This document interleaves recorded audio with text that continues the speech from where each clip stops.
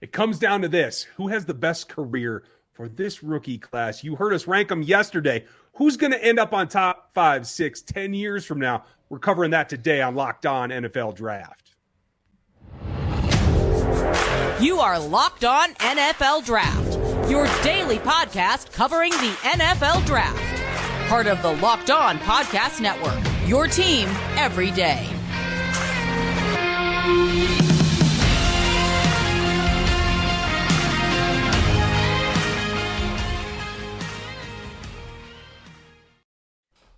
Welcome to another episode of the Locked On NFL Draft Show. I'm your host, former NFL and AFL defensive back, Eric Crocker. And of course, as always, I'm joined by my co-host, Ryan Tracy. He is at Ryan Tracy NFL on Twitter. I am at Eric_Crocker. Make sure you follow us there and follow everything that we have going on as well. We want to thank you for making us your first listen of the day.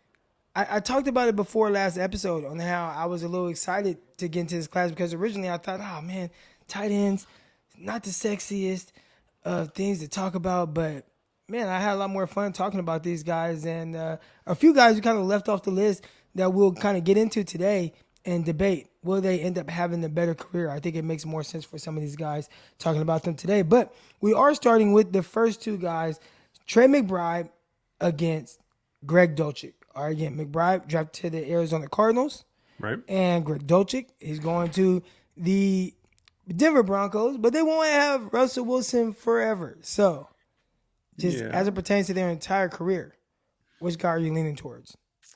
I don't think the Cardinals are going to have Kyler Murray forever.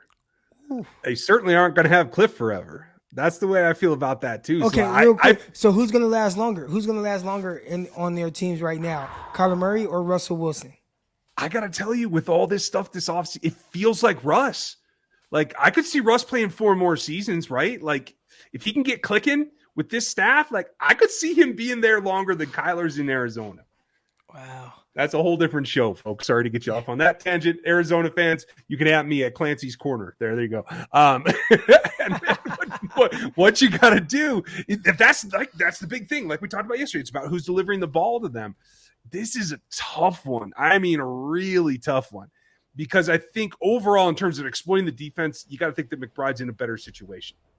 Because I think he can do more. He's not the fantabulous kind of touchdown type guy, but he's always there in spot. So that's my natural inclination. But if the quarterback's there in Denver, I got to take Dulcich in this case. Can you hear that rain in the background? That's man, big. It is coming down. So sorry, folks. Y'all got to deal with this rain in the background right now. I live in Arkansas, and just randomly thunderstorms. It was 90 degrees at 10 a.m. when I was going to church this morning. Oof. And then all of a sudden, I had some stuff on the grill. We're going swimming and all that. Then it just starts storming. The lightning comes in, the thunderstorm. It's crazy out here. But anyways, I have an opinion on this too. Trey McBribe, Greg Dulcich, and you look at their situations. I do think a lot of it is going to come down to like who has the better quarterback for the longest. And if you believe that Wilson will be in place in Denver longer than Kyler Murray over in Arizona, man, that makes a huge difference. And almost makes me feel bad for Trey McBribe. But here's why I'm still sticking with Trey McBribe. As you should. Okay. I think his overall skill set isn't dependent on being good just because he has a good quarterback. We're talking about somebody who is a terrific run blocker. I think he can win there. He can be consistent there. I think some of the things he can do off of that, he can end up being a good run-after-catch guy. Mm-hmm. Not to say that he's George Kittle, but when you talk about that type of ability and athleticism, a guy that was used more as an inline blocker, and we all saw what George Kittle did at Iowa State. He was a guy who just wasn't utilized in the passing game. Now, McBribe definitely utilized in the passing game at Colorado State. He was a focal point of it. But I do think that there's still more there. And kind of like George Kittle, it hasn't mattered who threw the ball to him. Matter of fact, when George Kittle broke the record for most receiving yards in the season for a tight end, I mean, who's throwing the ball? It was, Nick Mullins? And he's out there passing for receiving almost 1,400 yards. So, again, you look at Trey McBribe, I think he has that type of ability that type of upside. I think he's a fluid mover in that way as well. So although there is a lot of beef going on over there in Arizona, I think no matter who's throwing the ball to him, he's still going to succeed. Okay, I can see that. I will concede that point. It's gonna be up and down. Now, if everything goes smooth and everything turns around, I will completely agree with you, because once it gets to that point, and I think the evolution happens at the offense. Let me ask you this: do you think Kyler and Cliff are together for the foreseeable future, or is it one or the other? I think it's definitely one or the other, but a lot of teams, I feel like they pick the quarterback, right? So they're still going to have that GM in place. They're still going to have the owner in place. These are teams that bet on Kyler Murray. I do feel like it was kind of more of a package deal where, you have Cliff Kingsbury and he's like, man, if I have any quarterback, I would like Kyler Murray. Right. I want that type of guy.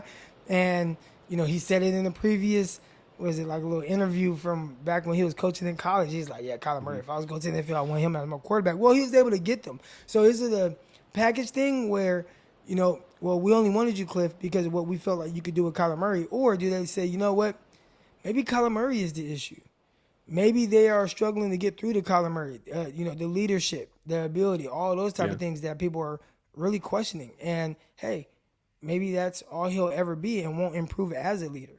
Now, I'm not saying that's the case. I think everyone has an opportunity to get better at certain things, but I do know that has been a big issue for their team. So, I don't know. That's a sticky one there. Well, hopefully this next matchup will be easier to see who should win. This is going to be a good one. All right, but first we want to talk to you a little bit about BetOnline.net and how it is your number one source for all of your betting needs and sports information. Find all the latest sports developments, league reviews, news, including this year's NHL playoffs and Major League Baseball. BetOnline is your continued source for all of your sports wagering information, including live betting, esports, and scores. And BetOnline.net remains the best spot for all of your sports scores, podcast news this season. BetOnline is the fastest and easiest way to check on all of your favorite sports and events, including MMA, boxing, golf, and the best way to do that is to head over right now to use your mobile device or learn more about the trends and action going on at BetOnline, where the game starts. I can't bet on golf, dude. I can't bet on golf. You know what? I'm not a big betting on golf person, but I have heard that it's fun. Yeah, and I think the odds are much better. So you put a little bit of money down, you win a lot more. And if you guys are going to do that, make sure you do it at BetOnline. We want to thank you for making us your first listen of the day and tell you, you know what? Got all kind of other podcasts on the Locked On Network that you can tune into as well. But right now, you are tuned into us at Eric_Crocker on Twitter, at Ryan Tracy. And we want to figure out who's going to be the better of these two tight ends. All right, so next up, we have Kade Otten.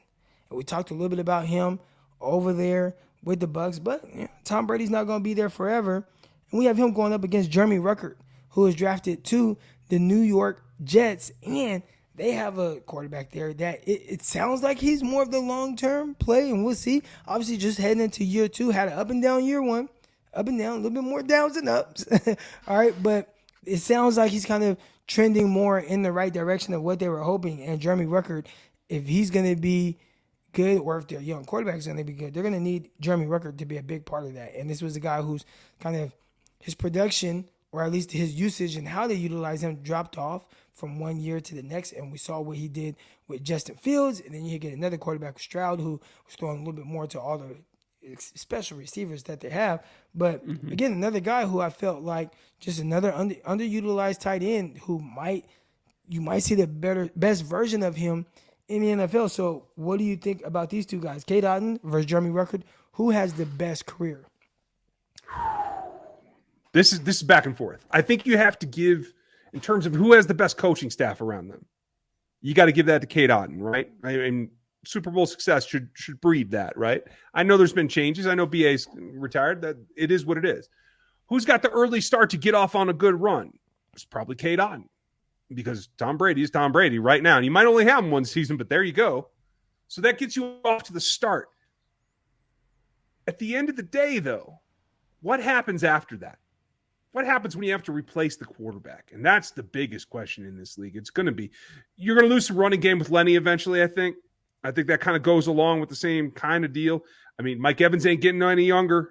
Kade Otten's his contract's going to outplay Mike Evans in Tampa, in my opinion. So I think that leaves him kind of on an island. Whereas you look at Rucker, and it's funny that you bring up two of my two favorite tight ends in this class, Rucker and Ferguson, back-to-back days.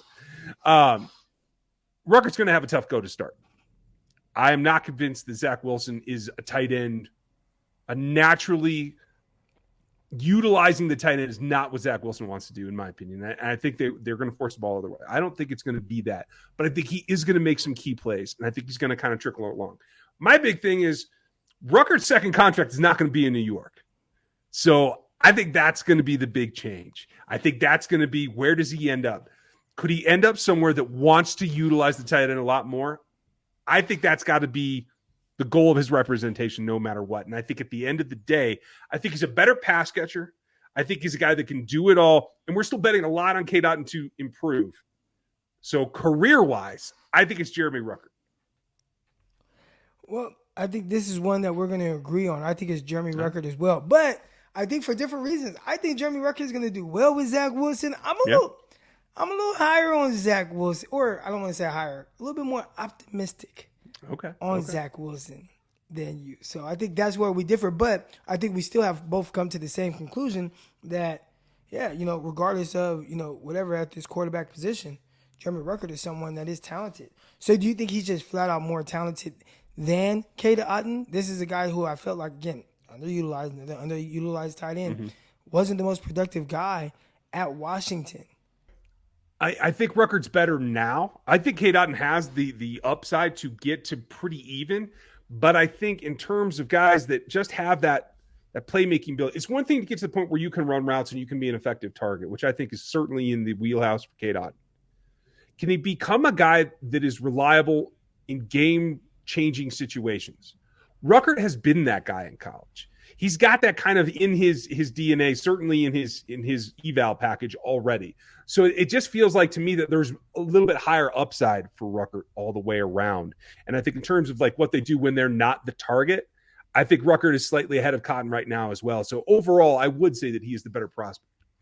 Yeah, and he's going to need to. He had the better last year, and then I referenced the year before with Justin Fields, and a lot of it was kind of the postseason play. You see him catching some touchdowns, getting in the end zone there, but overall, still another guy who the stats they're not as productive. I think are tight ends being underutilized in college? Because for Jeremy Rucker to only have 300 yards in 2021 and only 150 yards in 2020. That just seems wild. His touchdown numbers are way up, though. 12 touchdowns in the last 3 years. But just the yardage and usage, maybe it's because it's so spread. Why such a drop-off with the utilization of these pass-catching tight ends? Because 11 personnel in college is a light passing package.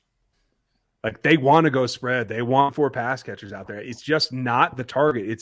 It's making smaller chunk plays, I think, is not as advantageous to the college game. And I just think they're all underused, to tell you the truth. So maybe like this next pair as well. And with the next pair of guys that we're going to be talking about, Daniel Bellinger and Chig Okonkwo, or Isaiah Likely versus Charlie Kolar, 2 guys drafted to the same team. Who will have the better career of those 2 guys? We're going to talk about that next. All right, Ryan. Isaiah Likely, Coastal Carolina, or Charlie Kolar?